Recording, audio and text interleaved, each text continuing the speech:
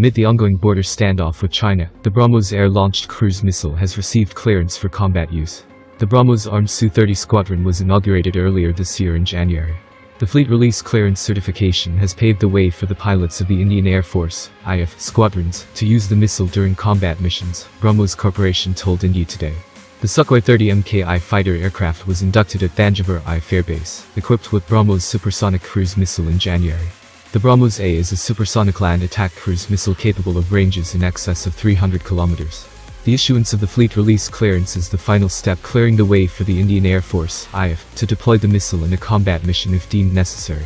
To put it in simple words, Brahmos A is now fully operational and war-ready.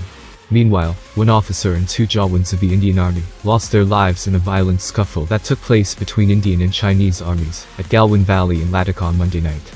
It follows weeks of rising tensions and the deployment of thousands of extra troops from both sides. A violent face-off took place yesterday, Monday, night with casualties. The loss of lives on the Indian side includes an officer and two soldiers, an Indian Army spokesman said in a statement. The tensions between the Indian and Chinese armies have been high for the last few weeks over border-related issues in Ladakh. The situation in eastern Ladakh deteriorated after around 250 Chinese and Indian soldiers were engaged in a violent face-off on the evening of May 5, which extended over to the next day, before the two sides agreed to disengage. But the standoff continued. Don't forget like the video, please, share and subscribe.